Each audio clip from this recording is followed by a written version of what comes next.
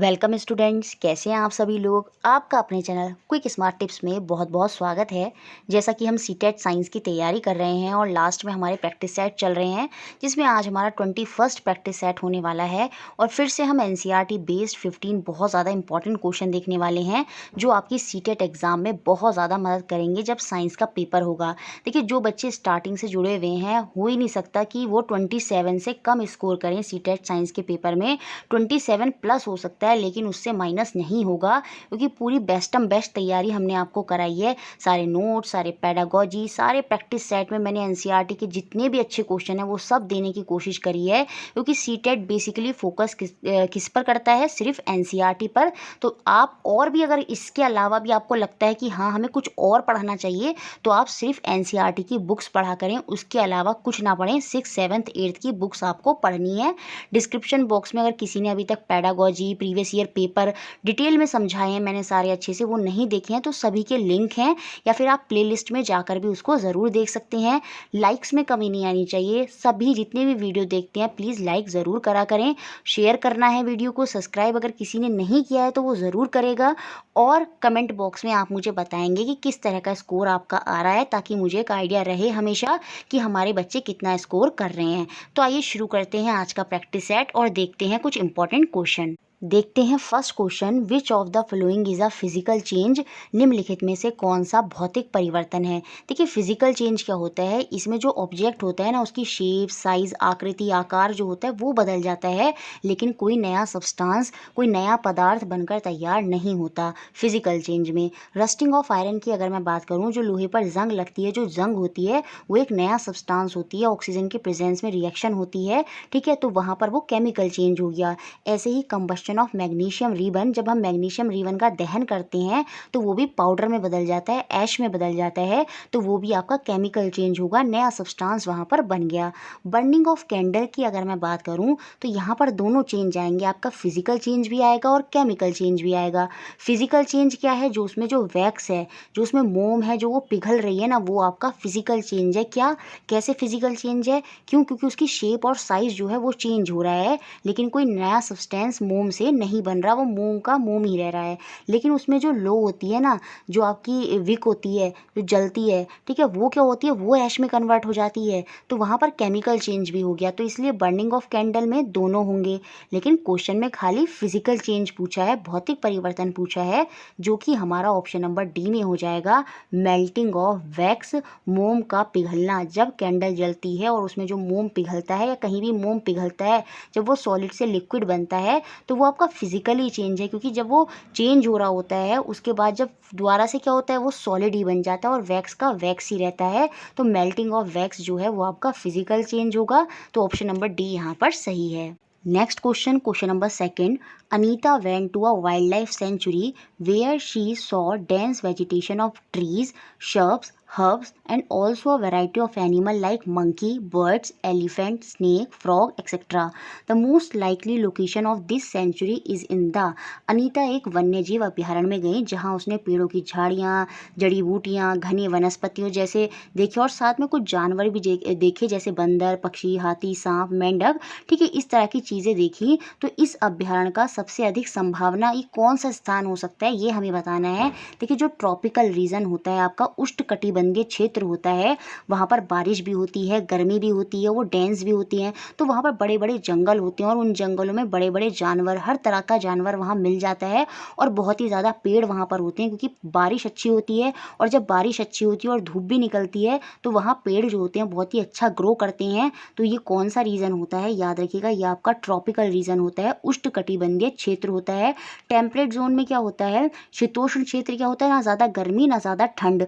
Polar region तो आपके बहुत ज़्यादा ठंडे हो जाएंगे, और तटीय क्षेत्र आपके किनारों पर आ जाते हैं, जो तट पर होते हैं। तो यहाँ पर बात हो रही है ट्रॉपिकल रीजन की, उष्णकटिबंधीय क्षेत्र में। यहाँ पर हरे भरे पेड़ पाए जाते हैं। दो तरह के पेड़ होते हैं, एक तो जो अपनी पतझड़ करते हैं, डेसिडियस फॉरेस्ट होते हैं, और एक यहाँ पर एवरग्रीन होते हैं, जो सदा हमेशा ग्रीन रहते हैं, 12 महीने उनकी पत्तियाँ नहीं गिरती। तो हर तरह का यहाँ पर वैरायटी ऑफ प्लांट्स और वैरायटी ऑफ एनिमल जो हैं वो आपके ट्रॉपिकल रीजन में पाए जाते हैं, उष्णकटिबंधीय क्षेत्र में पाए जाते हैं।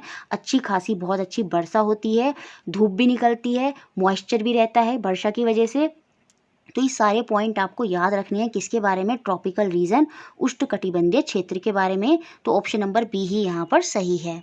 नेक्स्ट क्वेश्चन नंबर 3 जो कि काफ़ी इंपॉर्टेंट है, which of the following statement is incorrect for penguin. मैंने डायग्राम में दिखा दी है कि किस तरह की पेंगुइन होती हैं, क्योंकि नोट्स में हमने ये नहीं पढ़ा है। पेंगुइन के लिए निम्नलिखित में से कौन सा कथन गलत है, ये हमें यहाँ पर बताना है। कुछ इस तरह के पैर जो हैं वो पेंगुइन के होते हैं, आप ये भी ध्यान रखेंगे। दे हडल टुगेदर, आपने देखा होगा पेंगुइन जो होती हैं वो झुंड में ही रहती हैं। जी हाँ, वो एक साथ रहती हैं ताकि गर्मी जो है वो उनकी आपस में मिली रहे, तो बनी रहे सॉरी, तो वे झुंडों में एक साथ रहते हैं। जी हाँ, ये बात बिल्कुल यहाँ पर सही होगी। दे कैन नॉट स्विम, यही यहाँ पर गलत है। पेंगुइन जो होती हैं वो अच्छी स्विमर होती हैं क्योंकि उनके वेव्ड फीट होते हैं और साथ में उनकी स्ट्रीमलाइन बॉडी होती है जो उनको मदद करती है तैरने में। उनके पास जाल जैसे पैर होते हैं, ये देखिए, और जहाँ जाल जैसे पैर होंगे वहाँ पर स्विमिंग वो जानवर कर पाएंगे। वेव्ड फीट की वजह से ये स्विमिंग कर पाते हैं पेंगुइन, और यहाँ पर ये कह रहा है ये स्विम नहीं कर सकते, तो ऑप्शन नंबर बी ही यहाँ पर गलत है। बाकी सारे पॉइंट आपको याद रखने हैं। झुंडों में एक साथ रहते हैं, उनके वेव्ड फीट होते हैं, जाल जैसे फीट होते हैं, पैर होते हैं, और उनकी स्ट्रीम लाइन बॉडी होती है। सुडेल, चिकनी जो होती है वो उनकी सतह होती है, बॉडी की जो ऊपरी सतह होती है, स्किन। तो ये सारे पॉइंट आप याद रखेंगे पेंगुइन के बारे में, लेकिन यहाँ जो आंसर है वो आपका ऑप्शन नंबर बी है। Next question number 4, read the following environmental condition of tropical rain forest. उष्णकटिबंधीय वर्षा वनों की निम्न पर्यावरणीय स्थितियों को पढ़ें और बताएं इनमें से कौन सी कंडीशन आपकी ट्रॉपिकल रेन फॉरेस्ट उष्णकटिबंधीय क्षेत्र के लिए जिम्मेदार है। Identify the condition from the above, list that are responsible for the presence of large number of plant and animal in the tropical rain forest. उपरोक्त सूची में उन स्थितियों को पहचान करें जो उष्णकटिबंधीय वर्षा वनों में बड़ी संख्या में पौधे और जानवरों की उपस्थिति के लिए जिम्मेदार हैं। देखिए, यहाँ पर गर्मी होती है और यहाँ का क्लाइमेट ह्यूमिड होता है, तो ये तो बिल्कुल बात सही है। गर्म और आर्द्र यहाँ पर जलवायु होती है क्योंकि वर्षा होती रहती है, इसलिए यहाँ पर ह्यूमिडिटी होती है। अबेंडेंट ऑफ रेनफॉल, जी हाँ, यहाँ पर बारिश जो है वो प्रचुर मात्रा में होती है, तो ये बात भी हमें ध्यान रखनी है। अबेंडेंट लाइट एंड मॉइस्चर, जी हाँ, यहाँ पर प्रकाश जो है बहुत अच्छे से आता है और साथ में यहाँ पर नमी होती है, मॉइस्चर होता है इस एरिया में। ये सारे पॉइंट जो हैं ट्रॉपिकल रेन फॉरेस्ट को बताती हैं, और यही वजह है प्लांट वहाँ पर बहुत ज़्यादा होंगे, एनिमल को पानी धूप सब मिलेगा, तो वो वहाँ पर सीधी सी बात है वहाँ पर होंगे। यहाँ पर जो सेकंड ऑप्शन बोला है ना कि unequal length of day and night, ये यहाँ पर गलत है। दिन और रात यहाँ पर असमान नहीं होते, समान होते हैं। ठीक है, तो कौन कौन से ऑप्शन आपके ट्रॉपिकल रेन फॉरेस्ट को बता रहे हैं, उष्णकटिबंधीय वर्षा वनों को बता रहे हैं? तो ऑप्शन ए आपका बता रहा है, ऑप्शन थर्ड आपका बता रहा है, और आपका ऑप्शन फोर्थ बता रहा है, जो कि हमारा ऑप्शन नंबर सी में है। फर्स्ट, सेकेंड एंड फोर्थ, ये तीनों के तीनों यहाँ पर सही हैं। Next question number 5, out of the given definition which is the most appropriate definition of climate. दी गई परिभाषाओं में से जलवायु की सबसे उपयुक्त परिभाषा कौन सी है, ये हमें बतानी है। देखिए, जो क्लाइमेट होता है ना वो औसत होता है कई वर्षों का, 30 वर्षों का, 24 वर्ष से ज़्यादा का औसत जो होता है वही आपका क्लाइमेट बताता है कि किस तरह का वातावरण 24 वर्षों में लगातार रहा है, वही आपका क्लाइमेट को डिफाइन करेगा, जलवायु को बताएगा। Average weather pattern of many year, कई वर्षों का औसत मौसम जो पैटर्न है, जो कई वर्षों तक लगातार वेदर रहता है, वही आपका क्लाइमेट को डिफाइन करता है। और ये एवरेज होता है ज़्यादातर 30 वर्षों का, वैसे 24 वर्षों का भी कहीं बोलते हैं, उससे ज़्यादा वर्षों का ये क्या होता है, औसत होता है। तो ऑप्शन नंबर बी यहाँ पर बिल्कुल सही हो गया। Next question number 6, choose the incorrect statement from the following. निम्नलिखित में से गलत कथन को यहाँ पर हमें पहचानना है। Polar bear need to have a strong sense of smell because in polar region very few prey are available, so keen sense of smell help them to catch prey. जी हाँ, ये बात बिल्कुल सही है। जो ध्रुवीय भालू होते हैं, एक तो वो आपके आर्कटिक रीजन में पाए जाते हैं जहाँ टेम्परेचर ऑलरेडी -37 डिग्री से भी कम है, तो वहाँ पर जो भोजन होगा ना, उनके लिए जो शिकार होगा वो बहुत ही कम होता है। तो उनके जो सूंघने की शक्ति है ना वो बहुत ही मजबूत होनी चाहिए, ताकि जब शिकार उनके आसपास हो तो वो उसको आसानी से पकड़ सकें, वो उनसे बचकर ना निकले, क्योंकि वहाँ पर शिकार बहुत कम है। तो ये बात तो हो गई यहाँ पर सही। Penguin stick together to fight the cold polar climate. जी हाँ, जो पेंगुइन होते हैं वो ठंडे ध्रुवीय जलवायु में से लड़ने के लिए क्या करते हैं, एक साथ रहते हैं ताकि जो गर्मी है वो उनके आसपास बनी रहे और वो ठंडे वेदर में सर्वाइव कर पाएँ। दे हडल टुगेदर, ये हमने पीछे भी देखा था, तो ये बात तो हो गई यहाँ पर सही। रेंडियर जो हमारा बारहसिंगा होता है, मस्क ऑक्सन जो हमारा कस्तूरी बैल होता है, are some example found in tropical region. ये यहाँ पर गलत हो गया।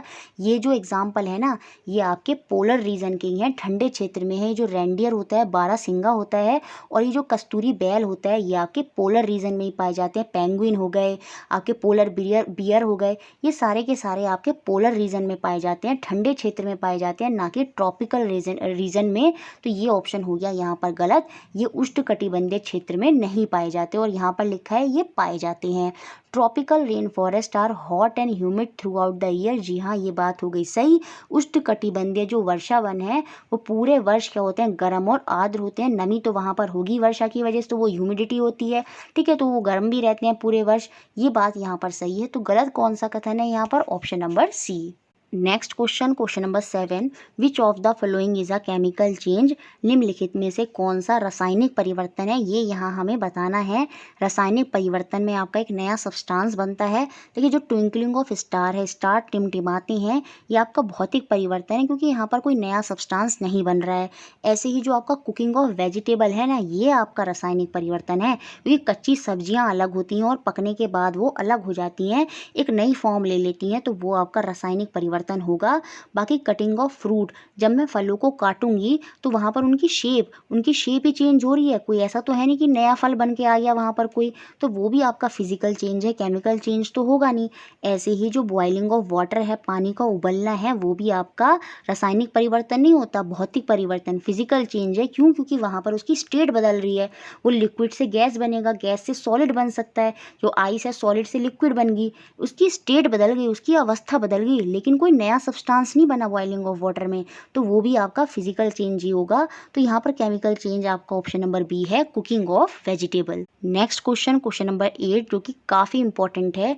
2 drops of dilute sulfuric acid were added to 1 gram of copper sulfate powder and then a small amount of hot water was added to dissolve it. On cooling, beautiful blue colored crystal got separated. Step 1 and step 2 are Tanu sulphuric acid की 2 बूंदें, acid हमारा अम्ल होता है, उसकी 2 बूंदों को copper sulphate powder के 1 ग्राम में जोड़ा जाता है या मिलाया जाता है। फिर इसे चरण 1 को भंग करने के लिए छोटी मात्रा में गर्म पानी उसमें मिलाया जाता है।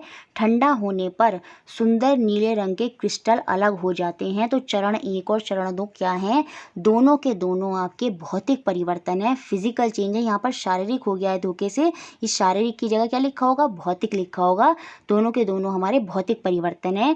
ये देखिए नोट्स में हमने पढ़ा भी था, जब आपके क्रिस्टल जो यहाँ पर बनते हैं ना, ये जो कॉपर सल्फेट का पाउडर है ना, उसके क्रिस्टल यहाँ पर अलग बन जाते हैं। तो अभी भी क्या हुआ, यहाँ पर कोई भी नया सब्सटेंस नहीं बना। डिज़ोल्व होने के बाद, गर्म होने के बाद भी क्या हुआ, क्रिस्टल हमें किसके मिले, कॉपर सल्फेट के ही क्रिस्टल हमें यहाँ पर मिल जाते हैं, अलग होकर मिल गए, अवस्था बदल गई यहाँ पर, लेकिन क्या हुआ, कोई नया सब्सटेंस नहीं बना दोनों ही केस में। तो दोनों के दोनों आपके फिजिकल चेंज होंगे। देखिए जहाँ भी क्रिस्टल की बात आ जाएगी ना, याद रखिएगा वहाँ पर वो भौतिक परिवर्तन ही होगा। तो ऑप्शन नंबर सी यहाँ पर सही है। दोनों के दोनों क्या है, आपके भौतिक परिवर्तन है, क्योंकि दोनों जब हमने रिएक्शन कराई तो कोई नया सब्सटेंस यहाँ पर नहीं बना, इसलिए केमिकल चेंज नहीं है। याद रखिएगा, बच्चे कंफ्यूज हो सकते हैं कि रिएक्शन हुई है तो केमिकल चेंज होगा, नहीं, क्योंकि यहाँ पर नया सब्सटेंस नहीं बना। जो हमें क्रिस्टल मिले वो किसके मिले, कॉपर सल्फेट पाउडर के ही मिले। तो यहाँ पर ये दोनों के दोनों जो स्टेप हैं, स्टेप 1 और स्टेप 2, दोनों ही आपके भौतिक परिवर्तन, फिजिकल चेंज हैं। तो ऑप्शन नंबर सी यहाँ पर सही है। Next question, question number 9, which of the following statement is incorrect for a chemical reaction. निम्नलिखित में से कौन सा कथन रासायनिक प्रतिक्रिया के लिए गलत है, ये हमें यहाँ पर बताना है। हीट में be given out but never absorbed, यही यहाँ पर हो गया गलत। ऊष्मा बाहर जा सकती है लेकिन कभी अवशोषित नहीं होती। अभी तो हमने रासायनिक प्रतिक्रिया देखी थी, जब कुकिंग ऑफ फूड हो रहा था या वेजिटेबल जब हम करेंगे तो उसमें क्या होगा, वेजिटेबल क्या कर रही है, ऊष्मा को एब्जॉर्ब भी तो कर रही है। तो यहाँ पर ये बोल रहा है कि केमिकल रिएक्शन में खाली जो ऊष्मा होती है वो बाहर निकलती है, एब्जॉर्ब नहीं होती है, ऐसा नहीं होता। ऊष्मा बाहर भी निकलती है, वो अवशोषित एब्जॉर्ब भी हो सकती है केमिकल रिएक्शन में। तो यही ऑप्शन हो गया यहाँ पर गलत, बाकी सारे ऑप्शन हो जाएंगे सही। साउंड में भी प्रोड्यूस, जी हाँ, साउंड ध्वनि उत्पन्न होती है रिएक्शन में। हमने देखा है बहुत सी पॉप की ध्वनि निकलती है जो कि हमारी हाइड्रोजन गैस होती है, तो ध्वनि उत्पन्न हो सकती है। कलर चेंज में टेक प्लेस, जी हाँ, कलर चेंज होता है, जैसे लिटमस के साथ हमने देखा है। तो केमिकल रिएक्शन में आपको चेंज कलर देखने को मिल जाएगा। गैस में भी इवॉल्व्ड, एक गैस जो है वो वहाँ पर विकसित होती है। जैसे हम कुछ रिएक्शन कराते हैं तो कार्बन डाइऑक्साइड बन जाती है, हाइड्रोजन बन जाती है, तो गैस जो है वो भी बनती है केमिकल रिएक्शन में। तो ये सारी बातें सही हैं, तो ऑप्शन नंबर ए ही यहाँ पर गलत है। Next question, question number 10। Aman mother made a concentrated sugar syrup by dissolving sugar in hot water on cooling crystal of sugar got separated. देखिए यहाँ पर फिर से क्रिस्टल आ गए शुगर के, तो ये फिजिकल चेंज होगा, ये तो सीधी सी बात है, वो सेपरेट हो गए। दिस इंडिकेट आ, अमन की माँ ने गर्म पानी में चीनी घोलकर एक आंध्र, यहाँ पर गलत लिख दिया है, आंध्र चीनी सिरप बनाया। ठंडा होने पर चीनी के क्रिस्टल वहाँ पर अलग हो गए। ये क्या इंगित करता है? ये आपका भौतिक परिवर्तन है जो उल्टा हो सकता है, जिसको हम रिवर्स कर सकते हैं। जो क्रिस्टल बने हैं उनसे फिर से हम क्या बना सकते हैं, दोबारा से शुगर का सॉल्यूशन फिर से मिल जाएगा। जो क्रिस्टल हमारे बन गए हैं, तो ये रिवर्स्ड हो सकता है। तो ऑप्शन नंबर ए ही यहाँ पर बिल्कुल सही होगा। Physical change that can be reversed, भौतिक परिवर्तन जो उल्टा हो सकता है, क्योंकि जो शुगर के क्रिस्टल बने हैं उनको हम फिर से गर्म करेंगे तो वो पानी बन जाएगा शुगर का, तो यहाँ पर ये रिवर्स हो सकता है। तो ऑप्शन नंबर ए ही हो गया यहाँ पर सही। Next question, question number 11। Galvanisation is a process use to prevent the rusting of which of the following. Galvanisation एक प्रक्रिया है जिसका उपयोग निम्नलिखित में से किसकी जंग को रोकने के लिए किया जाता है। अब बच्चे यहाँ पर जल्दबाजी में जिंक आंसर कर देंगे, जस्ता लगा देंगे, लेकिन यहाँ पर ये नहीं पूछ रहा है कि किसकी कोटिंग करी जाती है, यहाँ पर ये पूछ रहा है किस पर कोटिंग करी जाती है, किसको प्रिवेंट करा जाता है जंग लगने से बचाने के लिए। तो वो हम लोहे को बचाते हैं, आयरन को बचाते हैं, और उसके ऊपर किसकी कोटिंग करी जाती है, उसके ऊपर जिंक जस्ते की कोटिंग करी जाती है, ताकि उस पर रस्ट ना आए, ताकि उस पर जंग ना लगे। तो यही पूछा था कि किसको बचाया जाता है जंग लगने से, तो आयरन को बचाया जाता है। तो ऑप्शन नंबर ए यहाँ पर सही होगा। लेकिन अगर क्वेश्चन ऐसे पूछता कि किसकी कोटिंग करी जाती है आयरन के ऊपर, तब हम आंसर ऑप्शन नंबर बी देते, जिंक देते, जस्ता देते। ठीक है। Next question, question number 12। A man painted his main gate made up of iron too. एक आदमी ने लोहे से बने अपने मुख्य द्वार को चित्रित किया, पेंट किया। उपरोक्त में से कौन सा कथन सही है? Which of the following above statement is या are correct? Prevent it from rusting, जी हाँ, जंग से बचाने के लिए हम क्या करते हैं, पेंट करते हैं, तो ये बात तो हो गई सही। प्रोटेक्टेड फ्रॉम सन, जी नहीं, इसका पेंट से सन का कोई मतलब नहीं है। मेक इट लुक ब्यूटीफुल, जी हाँ, हम किसी दरवाजे पर पेंट इसलिए भी तो करते हैं ताकि वो सुंदर लगे, तो ये बात भी सही है।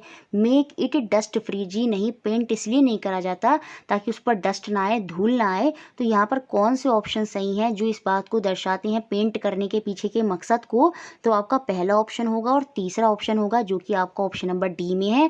एक तो उस पर जंग ना लगे और एक आपका दरवाज़ा सुंदर दिखे, तो ऑप्शन नंबर डी यहाँ पर बिल्कुल सही है। नेक्स्ट क्वेश्चन, क्वेश्चन नंबर 13, जो कि हमारा पेडागोजी से है। Which one of the following statement about scientific knowledge would you not agree with. वैज्ञानिक ज्ञान के बारे में निम्नलिखित में से किस कथन से आप सहमत नहीं होंगे, ये हमें यहाँ पर बताना है। Scientific knowledge is absolute, certain and eternal, यही यहाँ पर गलत है। वैज्ञानिक ज्ञान जो है वो आपका एक तो सर्टेन, निश्चित नहीं होता, ना ही वो शाश्वत होता है। इटरनल क्या होता है, हमेशा के लिए रहने वाला। ऐसा नहीं होता, जैसे हमने देखा था जब हम छोटे थे, हम पढ़ते थे 9 प्लैनेट हैं, लेकिन बाद में कितने प्लैनेट हो गए, 8 प्लैनेट हो गए। जो प्लूटो था उसको प्लैनेट से हटा दिया गया। तो साइंटिफिक, साइंस में क्या है, कुछ भी हमेशा के लिए नहीं है, इसमें चेंजेस होते रहते हैं।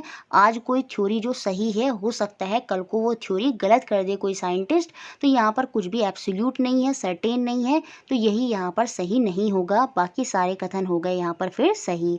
Scientific knowledge is socially and culturally embedded. देखिए साइंस में हम सारी सोसाइटी, कल्चर के बारे में भी पढ़ते हैं, कहाँ पर कैसा वेदर है, कहाँ पर कैसा क्लाइमेट है, लोग किस तरह से उसमें सर्वाइव करते हैं। बहुत सी चीज़ें हैं जो सोसाइटी और कल्चर से रिलेटेड होती हैं साइंस में, तो ये यहाँ पर हो गया सही। Scientific knowledge theory laden. यहाँ पर इससे ये मत समझिएगा थ्योरी लेडन से कभी ये कोई निगेटिव पॉइंट है, जी नहीं।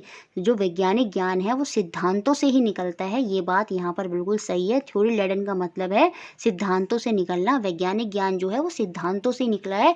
कुछ साइंटिस्ट ने सिद्धांतों को प्रूव किया है और वहाँ से ही आपका विज्ञान जो है विकसित हुआ है। Development of scientific knowledge evolves imagination and creativity. जी हाँ, वैज्ञानिक ज्ञान के विकास में कल्पना शक्ति, सृजनात्मकता सम्मिलित होती है। विदाउट क्रिएटिविटी और इमेजिनेशन के तो साइंस में कुछ हो ही नहीं सकता। अगर कोई भी चीज़ इन्वेंट करनी है तो उसमें बहुत ही ज़्यादा सोचना पड़ता है, नई नई चीज़ों का प्रयोग करना पड़ता है, क्रिएटिविटी वहाँ पर इन्वॉल्व होती है। तो ये बात हो गई सही। तो कौन सा ऑप्शन यहाँ पर गलत है? ऑप्शन नंबर ए यहाँ पर गलत है। Next question, question number 14, describing the relationship between the distance travelled by a ball that is rolled on the inclined plane and the angle of plane by constructing a graph is an example of। किसी आनत तिरछे समतल पर एक गेंद के द्वारा लुढ़कते हुए तय की गई दूरी और उस आनत समतल के कोण के बीच के संबंध को टीचर क्या कर रहा है? ग्राफ पर बनाकर दिखा रहा है। ठीक है, यह निम्नलिखित में से किसका उदाहरण है, ये हमें बताना है। यहाँ पर देखिए, टीचर आता है बोर्ड पर किसी टॉपिक को समझाना शुरू कर देता है, तो हमें बताना है ये क्या है, किसका उदाहरण है। हाइपोथेसाइजिंग, यहाँ पर परिकल्पना, बच्चे कुछ सोच तो नहीं रहे, तो ये तो हो गया बाहर। प्रिडिक्टिंग, यहाँ पर बच्चे अनुमान भी नहीं लगा रहे, तो ये भी हो गया बाहर। अब कंफ्यूजन होगा ऑप्शन नंबर सी में और डी में। संप्रेषित करना, कम्युनिकेटिंग, टीचर कम्युनिकेट तो कर रहा है भाई बच्चों से बात कर रहा है, बोर्ड पर उनको समझा रहा है। तो साइंस के पर्सपेक्टिव में कम्युनिकेटिंग से ज़्यादा अच्छा यहाँ पर क्या होगा? इंटरप्रेटिंग होगा। व्याख्यान विधि यहाँ पर आ जाएगी। व्याख्यान विधि में क्या होता है? टीचर बस बोलता रहता है, समझाता रहता है। बच्चे एक्टिव लिसनर नहीं होते, बच्चे पैसिव लिसनर होते हैं, वो सिर्फ सुनते रहते हैं। तो यहाँ पर इंटरप्रेटिंग होगा, व्याख्यान होगा, निर्वाचन होगा, कम्युनिकेटिंग भी होगा। लेकिन साइंस के टर्म में अगर मैं ऑप्शन की बात करूँ तो वो ऑप्शन नंबर सी होगा यहाँ पर, इंटरप्रेटिंग। नेक्स्ट और last question, question number 15, which one among the following situation give the student the best opportunity of discovery learning. नीचे दी गई कौन सी परिस्थिति विद्यार्थियों को ज्ञान की खोज के लिए सर्वोत्तम अवसर प्रदान करती है, ये हमें बताना है। जहाँ पर बच्चे खुद से कर रहे हैं। डिस्कवरी लर्निंग में क्या होगा? बच्चे खुद से चीज़ें करेंगे, सीखेंगे और खुद से ही पता लगाएंगे कि क्या क्या उन्होंने किया, क्या क्या नई चीज़ें उन्होंने खोजी, उनसे क्या क्या रिजल्ट निकला। तो वहाँ पर बच्चे ही खुद से चीज़ें करेंगे। स्टूडेंट बीइंग इंस्ट्रक्ट कौन करेगा? टीचर। जब टीचर इंस्ट्रक्ट करेगा तो बच्चे खुद से कैसे करेंगे? तो ये ऑप्शन नहीं होगा। Student being instructed through team teaching on material of daily use. विद्यार्थियों को टीम शिक्षण द्वारा दैनिक उपयोग की सामग्री के विषय में ज्ञान देना या शिक्षा देना। तो यहाँ पर बच्चों को शिक्षा दी जा रही है, तो वो कुछ खोज नहीं कर रहे हैं, यहाँ पर खुद से कोई कार्य नहीं कर रहे हैं।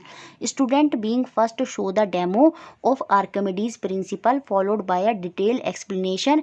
यहाँ पर भी टीचर का काम हो रहा है। टीचर आता है, सिद्धांत का निर्देशन करके दिखाता है, डेमो करके दिखाता है और फिर उसको एक्सप्लेन करता है, उसकी विस्तृत व्याख्यान करता है। तो यहाँ पर बच्चे कुछ नहीं कर रहे, यहाँ पर कार्य कौन कर रहा है? टीचर कर रहा है। तो डिस्कवरी लर्निंग यहाँ पर होगी नहीं।